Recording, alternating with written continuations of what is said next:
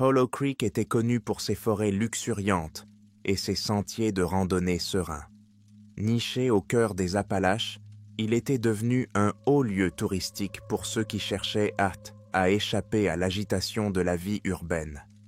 Les gens venaient à Hollow Creek pour se perdre dans la nature, pour trouver la paix dans le murmure des arbres et la fraîcheur des ruisseaux de montagne. Mais sous la beauté et la tranquillité se cachait un sinistre secret que les habitants gardaient pour eux et que les autorités balayaient discrètement sous le tapis. Les touristes arrivaient, les yeux brillants et pleins d'excitation, impatients d'explorer cette nature sauvage et intacte. Certains ne repartaient jamais. Leur disparition était rarement évoquée, ouvertement. Dans les coins calmes des bars ou dans les chuchotements entre familles, on entendait parler d'une créature, quelque chose d'ancien et de contre-nature, qui rôdait dans les bois la nuit. Tout a commencé, comme toujours, par la disparition d'un randonneur. Lauren et Matt étaient venus à Hollow Creek pour un week-end d'évasion. C'était un couple d'aventuriers, des randonneurs chevronnés qui avaient exploré les étendues sauvages de plusieurs parcs nationaux à travers le pays. Hollow Creek, avec ses sentiers sinueux et ses vues imprenables, semblait être l'endroit idéal pour leur prochaine aventure. Le premier jour a été parfait. Ils ont passé des heures à marcher à travers des forêts denses, s'arrêtant pour admirer les cascades qui tombaient des montagnes. Le soir venu, ils ont installé leur campement au bord d'une vaste clairière, entourée de pins et de chênes imposants. Le soleil descendit sous l'horizon, projetant de longues ombres sur le sol de la forêt, et la température commença à baisser. Lauren s'assit près du feu, regardant les flammes danser dans l'air frais de la nuit. « C'est tellement paisible ici, » dit-elle, la voix douce, presque révérencieuse. « Je comprends pourquoi les gens viennent ici pour s'éloigner de tout. » Matt acquiesce. « Oui, c'est incroyable. On a l'impression d'être les seuls à des kilomètres, à la ronde. » Tandis que le feu crépitait, Lauren jeta un coup d'œil à la ligne des arbres. Quelque chose dans la façon dont l'obscurité semblait se presser autour d'eux lui paraissait étrange. C'était trop calme. Les bruits habituels de la forêt, le chant des grillons, les cris des oiseaux étaient absents. Au lieu de cela, il y avait un silence lourd et oppressant, rompu seulement par le bruissement occasionnel des feuilles dans le vent. « Je vais aller chercher plus de bois de chauffage, » dit Matt en se levant et en s'étirant. « Je reviens dans 1 minute. » Lauren le regarda disparaître dans les arbres, sa silhouette engloutie par les ombres. Elle essaya de se débarrasser du sentiment de malaise qui s'était installé dans sa poitrine, mais il s'accrochait à elle comme une seconde peau. Les minutes passèrent et elle fixa le feu, écoutant le bruit des pas de Matt qui revenait. D'autres minutes s'écoulèrent. Le silence se fit plus pesant. « Matt question Mark » appela-t-elle, sa voix étant anormalement forte dans le silence. Elle ne répondit pas. Un frisson lui parcourut l'échine. Elle se leva, scrutant l'obscurité. Les arbres se dressaient comme des sentinelles silencieuses, leurs branches se balançant doucement dans le vent. Il n'y avait aucun signe de lui. Elle l'appela à nouveau, d'une voix plus insistante cette fois, mais il ne répondait toujours pas. Lauren prit la lampe de poche dans son sac à dos et s'aventura dans les bois, le faisceau de lumière traversant les ombres denses. Son cœur battait la chamade tandis qu'elle s'enfonçait dans la forêt, appelant le nom de Matt. Le vent se leva, faisant bruisser les feuilles au-dessus de sa tête, mais elle n'entendit aucun bruit de pas, aucun signe de lui. Elle marcha pendant ce qui lui sembla être des heures, son anxiété grandissant à chaque minute qui passait. Et puis, elle le vit, une forme allongée sur le sol, juste devant elle, à peine visible dans la pâle lumière de la lune. L'espace d'un instant, son cœur s'emballa de soulagement. Matt, mais à mesure qu'elle s'approchait, son estomac se tordait d'horreur. Ce n'était pas Matt. Le corps, si on peut encore l'appeler ainsi, était déchiré, les membres, tordus et cassés dans des angles peu naturels. Le sang maculait le sol, sombre et scintillant au clair de lune. Lorraine se figea, son souffle se bloquant dans sa gorge, alors qu'elle fixait les restes mutilés. Il n'y avait pas d'erreur possible sur ce qui s'était passé ici. Quelque chose avait attaqué cette personne, quelque chose de brutal et de sauvage. Les bois lui semblèrent d'un soudain étouffants, les arbres imposants se refermant sur elle. L'odeur du sang flottait dans l'air et un sentiment d'effroi la rongeait de l'intérieur. Sans réfléchir, elle se retourna et courut, le faisceau de la lampe de poche, rebondissant sauvagement tandis qu'elle trébuchait en direction du campement.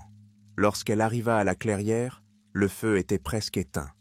Haletante, elle s'effondra sur le sol, l'esprit en ébullition. Elle devait appeler à l'aide. Mais lorsqu'elle chercha son téléphone, elle se rendit compte qu'il n'était plus là, probablement perdu dans sa course effrénée à travers les bois. Elle jeta un coup d'œil autour du camping, la panique montait en elle. Où était Matt? Il ne pouvait pas être encore dehors, n'est-ce pas? Une branche craqua derrière elle. Lorraine se retourna, son cœur battant la chamade dans sa poitrine. Le faisceau de la lampe de poche aperçut le bord de quelque chose qui bougeait juste au-delà de la limite des arbres. Pendant une brève seconde, elle crut voir des yeux brillants, animaux, qui la fixaient dans l'obscurité. Puis, avec une vitesse défiant tout ce qui est humain, la créature s'élança hors de l'ombre. Lorraine hurla, se levant d'un bond alors que la bête fonçait sur elle. Il était massif, de la taille d'un ours, mais avec une grâce de prédateur qui lui donna des frissons. Sa fourrure était sombre et emmêlée, et ses yeux brillaient d'une intelligence écœurante. Ses mâchoires s'ouvrirent, révélant des rangées de dents déchiquetées. Elle se retourna et courut, la terreur la poussant à avancer aussi vite que ses jambes pouvaient la porter. Mais elle savait, au fond d'elle-même, qu'il n'y avait pas moyen d'y échapper. La créature était plus rapide, plus forte, et elle la chassait. Les arbres défilaient dans sa course, ses poumons brûlaient, son cœur battait à tout rompre. Le sol sous ses pieds semblait se déplacer, la forêt elle-même se déformait à mesure qu'elle fuyait. Chaque instinct lui disait de continuer à courir, mais elle entendait la créature qui la rattrapait. Un autre cri s'échappa de sa gorge lorsque quelque chose de pointu lui frôla l'épaule, la faisant tomber au sol. Elle tenta de se remettre debout, mais la bête fut sur elle en un instant, ses pattes massives la clouant au sol de la forêt. Elle leva la tête, sa vision se brouillant avec les larmes, et vit les yeux de la créature, froids et calculateurs, remplis d'une faim qui la glaça jusqu'à l'os. Puis, d'un mouvement rapide et brutal, elle la déchira. Lorsque les gardes forestiers trouvèrent tout le campement le lendemain matin, il ne restait plus que des tentes déchirées, du sang et le silence. Les corps avaient disparu, et la forêt avait reconquis la clairière comme si rien ne s'était passé. Le shérif Donovan se tient au bord de la Seine, le visage figé. Il avait déjà vu cela auparavant, trop souvent en fait. Hollow Creek avait une façon d'engloutir les gens, de les faire disparaître sans laisser de traces. Et c'était son travail de s'assurer que la ville ne panique pas. Il jeta un coup d'œil au garde forestier qui se tenait à ses côtés. « Comme les autres ?» demanda le garde forestier, la voix basse. Donovan acquiesça. Donovan hocha la tête. Aucune trace des corps, juste du sang et de la destruction. « Qu'est-ce qu'on fait ?» Le shérif soupira, passant une main dans ses cheveux clairsemés. « Ce que nous faisons toujours. On nettoie, on garde le silence. Les touristes n'ont pas besoin de savoir ça. On met ça sur le compte d'une attaque d'animal sauvage. On ferme la zone pendant quelques semaines. Et les familles? Nous leur dirons que c'était un accident. Ils se sont perdus dans les bois et n'ont jamais retrouvé les corps. C'est toujours la même histoire. » Le garde forestier hésite, ses yeux scrutent la ligne d'arbres. « Et la créature ?» Le visage de Donovan se durcit. « Il n'y a pas de créature, » dit-il fermement. « Il n'y en a jamais eu. » Le ranger ne discuta pas, mais il n'avait pas l'air convaincu non plus. Ils connaissaient tous les deux la vérité. Ils savaient que quelque chose était là, tapi dans les ombres de la forêt. Mais ce n'était pas quelque chose qui pouvait être expliqué ou contrôlé. C'était une chose ancienne, primitive, qui chassait dans ces bois bien avant que la ville de Hollow Creek n'existe. Le shérif l'avait appris à ses dépens, il y a des années. Depuis, il a fait de son mieux pour assurer la sécurité de la ville et faire venir les touristes. Mais quoi qu'il fasse, la créature trouvait toujours un moyen de prendre ce qu'elle voulait. « Nettoyons tout ça », marmonna Donovan en se détournant de la scène, avant que quelqu'un d'autre ne se montre. Tandis que les gardes forestiers s'efforçaient de dissimuler les preuves, le shérif fixait la forêt, l'esprit alourdi par le poids de ce qu'il savait. La créature n'était pas finie, elle ne l'a jamais été, et Hollow Creek serait toujours son terrain de chasse. Au fil des semaines, la ville de Hollow Creek reprit son rythme habituel. Les touristes reviennent, inconscients du danger qui rôde dans les bois. Les disparitions sont considérées comme des accidents ou des mésaventures, vite oubliées par tout le monde, sauf par les familles des disparus. Mais pour le shérif Donovan, le poids de la vérité reste un fardeau constant. Chaque soir, alors que le soleil descend sous les montagnes et que les ombres s'allongent, il ne peut s'empêcher de penser à la créature. Elle était toujours là, à guetter, à attendre sa prochaine victime. Il avait essayé de la traquer une fois, il y a des années, à l'époque où il était jeune et plein de fougue, déterminé à débarrasser la ville de la créature qui hantait ses bois. À l'époque, il ne croyait pas aux histoires, il ne pensait pas que quelque chose de vraiment surnaturel pouvait exister. Mais après cette nuit-là, après avoir vu des hommes et des femmes bienveillants se faire déchiqueter, leur corps traîner dans les sous-bois, il avait appris que certaines choses ne pouvaient pas être combattues. Certains monstres sont plus que de simples légendes.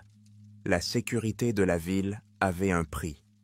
Donovan doit trouver un équilibre entre ce qui lui reste de conscience et la responsabilité de protéger la réputation de Hollow Creek.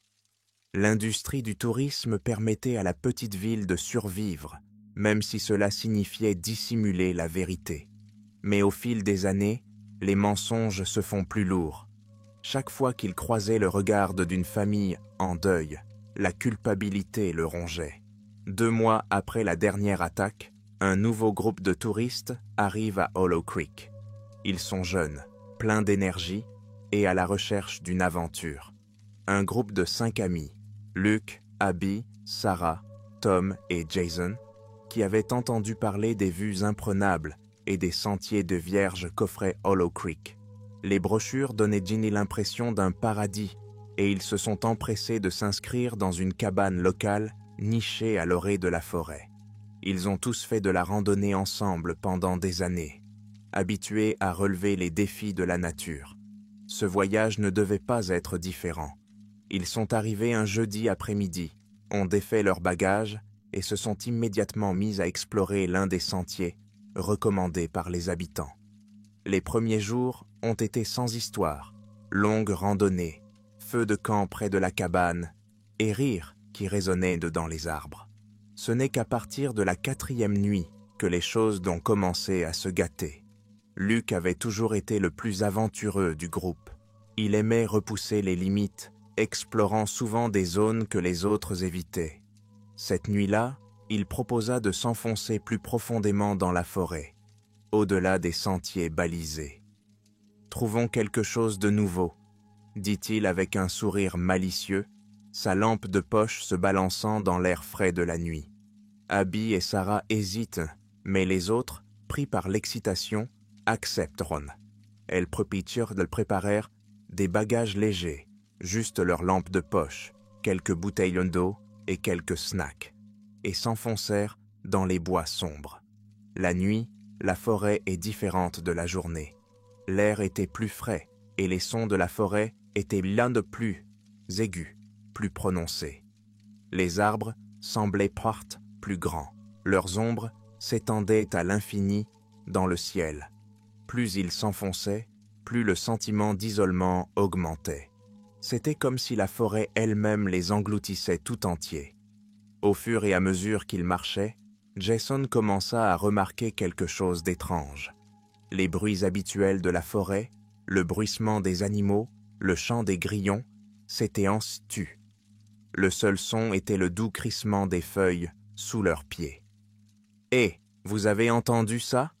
demanda Jason, la voix teintée d'inquiétude. « Entendu quoi ?» répondit Tom. Rien, c'est ça le problème. Le groupe s'arrêta, écoutant. Le silence oppressant pesait sur eux comme un poids. Le seul bruit était le bruissement occasionnel du vent dans les arbres, mais c'était comme si la forêt elle-même retenait son souffle. « Ce n'est rien, » dit Luke en évacuant la tension. « Allez, on y était presque. »« Presque où ?» demanda Sarah, la voix serrée. « Tu ne sais même pas où on va. » Luke se retourna et afficha un sourire. Luke se retourna et afficha un sourire. C'est ce qui est amusant. Mais le plaisir s'évanouit rapidement. Ils continuèrent à avancer pendant 30 minutes avant d'arriver à une clairière. Elle ne figurait sur aucune carte et il n'y avait aucun signe indiquant que quelqu'un y était déjà venu. La lumière de la lune filtrait à travers les arbres, jetant une lueur sinistre sur la zone. Au centre de la clairière se trouvait une vieille structure délabrée, à moitié enfouie dans la végétation. « Qu'est-ce que c'est que ça ?» murmura Abby. Le bâtiment semblait avoir été abandonné depuis des décennies. Le toit était effondré et les murs étaient couverts de mousse. Il y avait quelque chose de troublant, quelque chose qui faisait hésiter le groupe. Mais Luke, toujours le chef intrépide, se dirigeait déjà vers le bâtiment. « Allons voir », dit-il en s'avançant dans la clairière. Les autres suivirent, même si aucun d'entre eux ne partageait l'enthousiasme de Luke. Au fur et à mesure qu'ils s'approchèrent du bâtiment, le sentiment de malaise s'intensifiait. L'air semblait plus lourd, presque suffocant, et le silence était absolu. « Peut-être devrions-nous faire demi-tour », dit Sarah, sa voix dépassant à peine un murmure. Luke l'ignora et s'approcha du bâtiment. Il s'approcha de la porte et l'ouvrit en grinçant bruyamment. À l'intérieur, l'air était chargé d'une odeur de bois humide et de pourriture. Les planches gémirent sous son poids lorsqu'il posa le pied à l'intérieur. « Je n'aime pas ça », marmonna Abby, qui se tenait à l'écart avec Sarah. Mais Luke avait déjà disparu dans l'obscurité du bâtiment. Jason et Tom échangèrent un regard inquiet avant de le suivre à l'intérieur. Abby et Sarah suivirent à contre-cœur. L'intérieur du bâtiment était pire que ce à quoi ils s'attendaient. Le sol était pourri et les murs étaient couverts d'étranges taches sombres. Des meubles cassés jonchèrent le sol et le plafond s'affaissait dangereusement par endroits. « Qu'est-ce qui s'est passé ici ?» demanda Tom, sa voix résonnant dans l'espace vide. « Peut-être que c'était une cabane de chasse ou quelque chose comme ça », suggère Jason, même s'il n'a pas l'air convaincu. Luke, toujours explorateur, s'enfonçait déjà dans le bâtiment, sa lampe de poche illuminant d'étranges symboles décolorés sur les murs. « Les gars, regardez ça !» appela-t-il du fond de la pièce. Ils se rassemblèrent autour de lui, fixant les symboles. Ils étaient grossiers, presque primitifs, mais ils avaient de quelque chose d'inquiétant, quelque chose qui leur donnait froid dans le dos. « Qu'est-ce que c'est ?» demanda Abby, la voix tremblante. « Aucune idée », répondit Luke en passant sa main sur les symboles. « Mais ça a l'air vieux, vraiment vieux. »« Je crois qu'on devrait partir », dit Sarah en s'éloignant du mur. « Cet endroit me donne la chair de poule. » Mais avant que quiconque ne puisse répondre, un grand fracas retentit dans le bâtiment. Le sol sous eux trembla et de la poussière tomba du plafond. « Qu'est-ce que c'était que ça ?» demanda Jason, sa voix s'élevant sous l'effet de la panique. Ils se figèrent tous, écoutant. Le silence fut rompu par un autre fracas, cette fois plus fort et plus proche. Il venait de l'extérieur. « Il y a quelque chose dehors », chuchota Abby, les yeux écarquillés par la peur. Luke se dirigea vers la porte, jetant un coup d'œil dans la clairière. Le clair de lune éclairait l'espace vide, mais quelque chose ne tournait pas rond. L'air était lourd, épais d'une présence qu'ils ne pouvaient pas voir, mais qu'ils sentaient tout autour d'eux. « Il n'y a rien dehors », dit Luke, bien que sa voix ne soit pas aussi assurée qu'à l'accoutumée. Un autre fracas, suivi du bruit de quelque chose de gros qui se déplaçait entre les arbres. Le sol sembla trembler sous leurs pieds et un grognement sourd résonna dans la clairière. Cette fois, ils l'entendirent de tous. « Nous devons partir », dit Tom, la voix serrée par la peur. Sans attendre de réponse, ils se précipitèrent vers la porte, trébuchant dans la clairière. La nuit semblait plus sombre, les arbres plus menaçants. C'est alors qu'ils virent quelque chose d'énorme se déplacer entre les arbres, ses yeux brillants dans l'obscurité. « Qu'est-ce que c'est que ça ?» cria Jason, la panique s'emparant de sa voix. Personne ne répondit. Il n'en avait pas besoin. La chose qui se déplaçait dans l'ombre ne ressemblait à rien de ce qu'ils avaient vu. Elle était grande, facilement 7 ou 8 pieds, et son corps était recouvert d'une fourrure emmêlée. Mais elle se déplaçait à une vitesse anormale, se faufilant entre les arbres comme si elle les traquait. « Courez !» cria Luke, poussant les autres à avancer. Ils coururent, le cœur battant la chamade, alors qu'ils sprintaient à travers la forêt. La créature était juste derrière eux. Ses pas lourds faisaient trembler le sol. Ses grognements résonnaient dans les arbres, devenant de plus en plus forts et menaçants à chaque seconde qui passait. Sarah trébucha sur une racine, heurtant violemment le sol. Tom s'arrêta en dérapant et tendit la main pour l'aider à se relever, mais la créature était déjà sur eux. Elle s'élança hors de l'ombre, ses griffes massives fendant l'air. Sarah hurla lorsque la créature l'attrapa, l'entraînant dans les ténèbres. Tom recula en trébuchant, le visage pâle de terreur. « Sarah !» hurla Abby, mais il n'y avait rien à faire. La créature disparut dans les arbres, emportant Sarah avec elle. Ses cris résonnèrent dans la forêt avant de s'évanouir dans le silence. « Nous devons partir !» Luke cria, tirant Abby à ses pieds. Maintenant, ils coururent, la peur les poussant à aller de l'avant alors qu'ils sprintaient à travers les bois. Mais quelle que soit la vitesse à laquelle ils couraient, ils ne pouvaient échapper au bruit de la créature derrière eux. Elle les chassait et ne s'arrêterait pas tant qu'elle ne les aurait pas tous tués. Jason fut le premier à tomber. La créature sortit de nulle part et le plaqua au sol. Il eut à peine le temps de crier que la créature se déchaînait sur lui, ses griffes de déchirant la chair et les os avec une facilité terrifiante. Les autres ne s'arrêtèrent pas. Ils ne pouvaient mordre pas. Ils couraient plus vite. Leur respiration était saccadée, alors qu'ils se frayaient un chemin dans les sous-bois. Mais la créature était implacable, ses yeux rougeoyants toujours juste derrière eux, les observant, attendant le moment parfait pour frapper à nouveau. Abby trébucha, ses jambes se dérobant sous elle. Luke l'attrapa, la tirant à ses pieds, mais elle sanglotait de façon incontrôlable maintenant, son corps tremblant de peur. « Nous n'allons pas nous en sortir », murmura-t-elle, sa voix à peine audible. « Si, nous allons y arriver », dit Luke, même s'il ne croyait pas à ses propres paroles. Tom fut le prochain à tomber. La créature s'était jetée sur lui par derrière, l'entraînant dans les arbres avant que quiconque ne puisse réagir. Ses cris résonnèrent dans la forêt avant d'être brusquement interrompus. Il ne restait plus que Luke et Abby.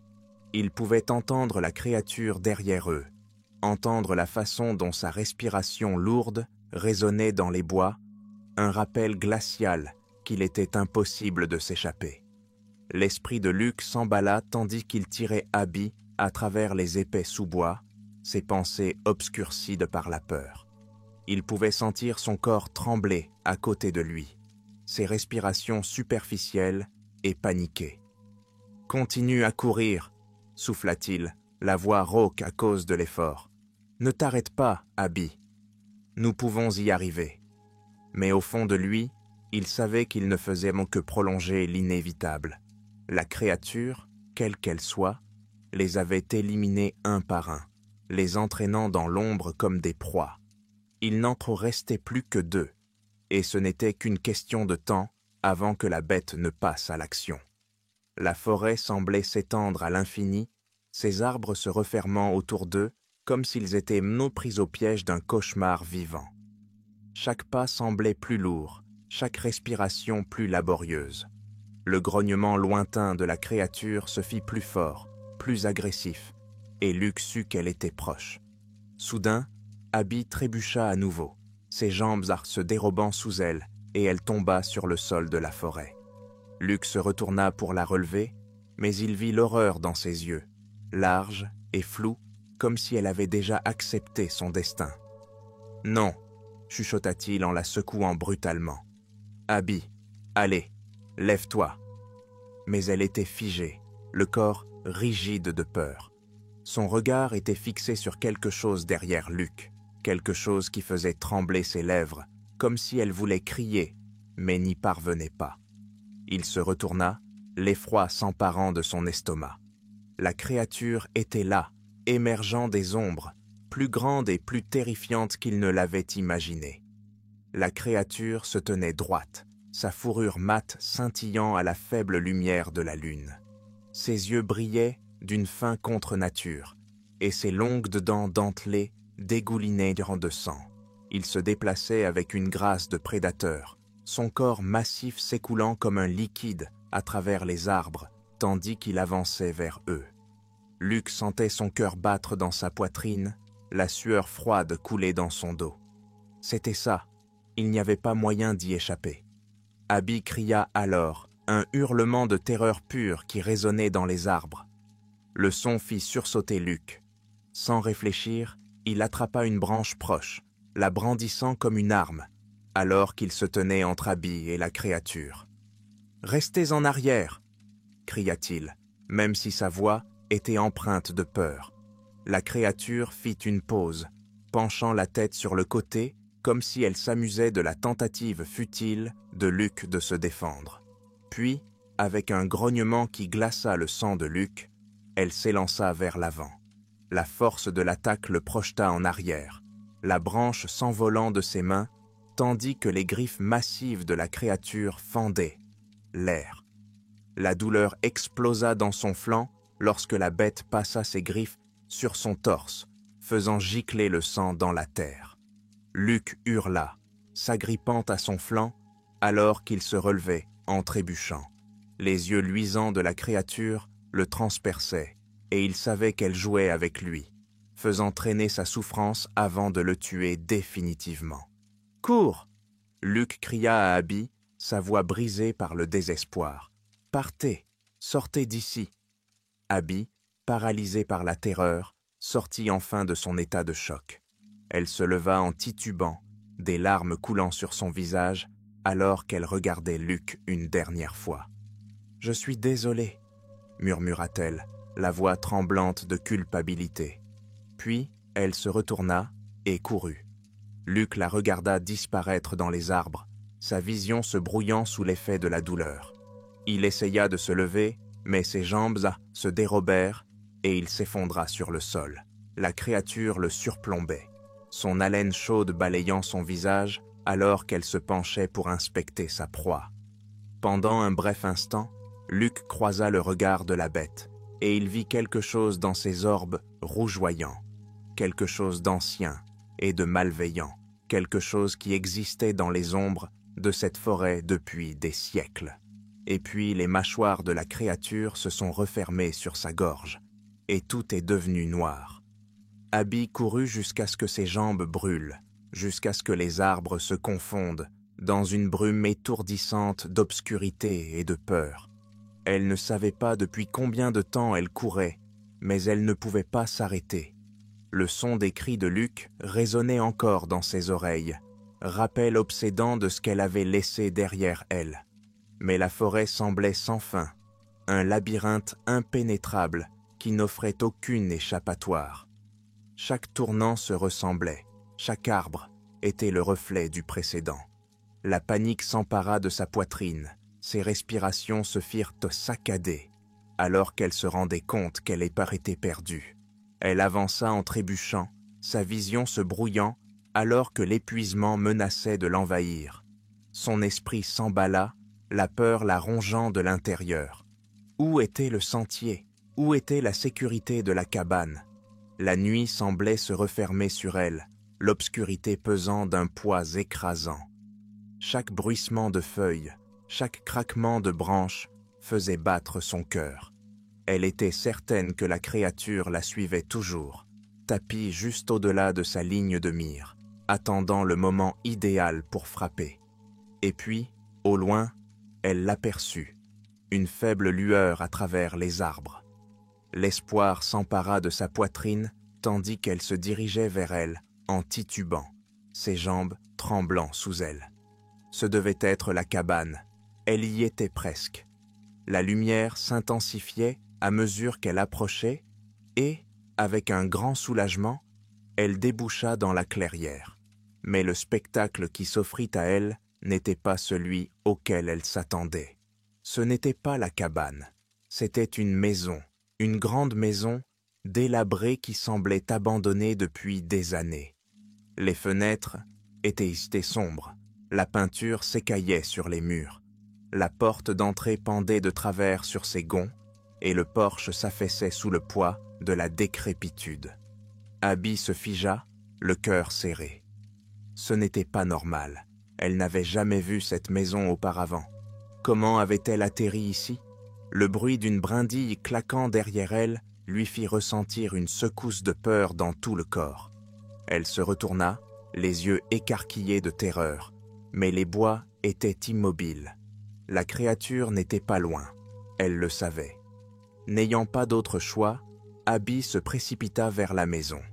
Elle poussa la porte, grimaçant lorsque les charnières gémirent en signe de protestation, et entra.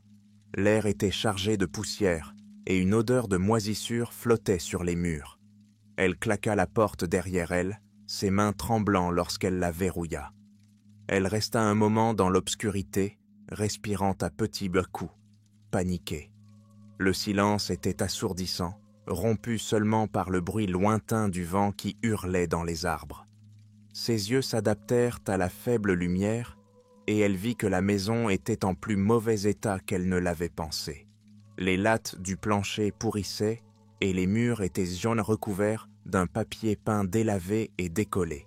Des meubles cassés jonchaient le sol, et le plafond s'affaissait dangereusement par endroits.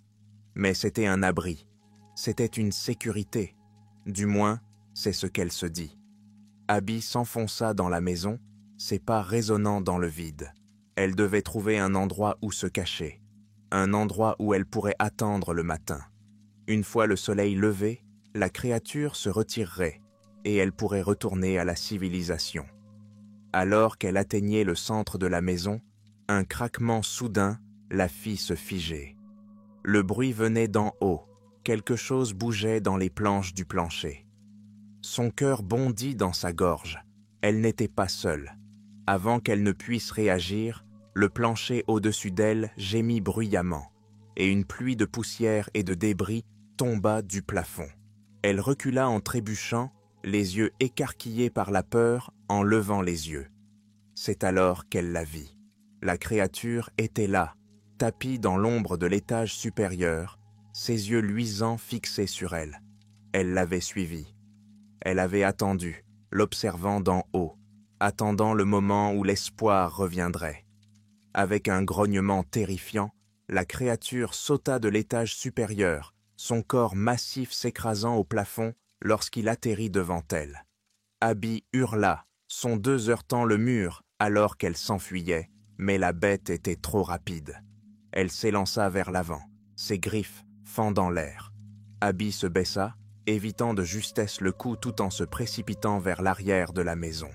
La créature grogna de frustration, ses pas lourds faisant trembler le sol tandis qu'elle se lançait à sa poursuite. Le souffle d'Abby était irrégulier tandis qu'elle courait, son esprit se confondant avec la peur et le désespoir. Elle devait sortir, elle devait s'échapper. Mais la maison était un labyrinthe, chaque virage menant à une autre impasse, chaque porte verrouillée ou bloquée par des débris. Elle pouvait entendre la créature derrière elle, ses grognements s'amplifiant à chaque seconde qui passait. La créature jouait avec elle, elle cherchait à la poursuivre, elle savourait sa peur. Dans un dernier élan d'énergie, Abby s'engouffra dans une petite pièce à l'arrière de la maison. La porte se referma derrière elle, et elle s'y appuya, la poitrine gonflée par l'effort. Elle pouvait entendre la créature juste à l'extérieur, sa respiration lourde s'infiltrant à travers les fissures de la porte. La pièce était sombre, à l'exception d'une petite fenêtre qui laissait passer un peu de lumière lunaire. Abby jeta un coup d'œil autour d'elle, à la recherche de quelque chose qu'elle pourrait utiliser pour se défendre. Mais la pièce était vide, rien d'autre que des meubles cassés et du papier peint décollé. Et puis, la porte grinça. Le cœur d'Abby s'arrêta lorsque la porte commença à s'ouvrir lentement. Les yeux luisants de la créature apparurent dans l'entrebâillement. Sa forme massive bloquant l'ouverture de la porte. Elle se déplaçait lentement, délibérément, comme si elle savourait le moment. Abby recula, son corps tremblant de peur. Il n'y avait nulle part où aller, aucun moyen de s'échapper. Elle y était prise au piège. La créature s'élança vers l'avant. Lorsque le soleil se leva le lendemain matin, Hollow Creek semblait plus paisible que jamais. Les oiseaux gazouillaient dans les arbres, et la lumière du soleil filtrait à travers les feuilles, jetant une lueur dorée sur la forêt. Mais à l'orée des bois, un petit groupe de gardes forestiers s'est rassemblé autour des restes d'un campement. Les tentes étaient déchirées, le sol trempé de sang. Il n'y avait pas de corps, seulement les signes d'une lutte brutale. Le shérif Donovan se tient à l'orée de la clairière, le visage sombre, observant la scène. Un autre groupe de touristes a disparu. Un autre groupe de familles qui n'obtiendrait jamais de réponse. Il se tourna vers le garde forestier à ses côtés. Même chose qu'avant? Le garde forestier acquiesça. Le garde forestier acquiesce. Pas de corps, juste du sang. Donovan soupira, passant une main dans ses cheveux. On va nettoyer. On fermera la zone pendant un moment. On dira que c'est une attaque d'ours. Le garde forestier hésita, jetant un coup d'œil à la forêt. Shérif, combien de temps pouvons-nous continuer à faire ça? Les gens vont commencer à poser des questions. Donovan regarda la forêt, l'expression dure. Aussi longtemps qu'il le faudra. Le garde forestier ne discuta pas. Ils connaissaient d'aimer tous les deux la vérité. Ils savaient qu'il y avait quelque chose là-bas, quelque chose qui ne pouvait pas être expliqué. Mais tant que Hollow Creek resterait une destination touristique, ils continueraient à étouffer l'affaire. Ils n'avaient pas d'autre choix. Au moment de partir, Donovan jeta un dernier coup d'œil à la forêt. La bête était toujours là, à observer, à attendre, et elle chasserait à nouveau.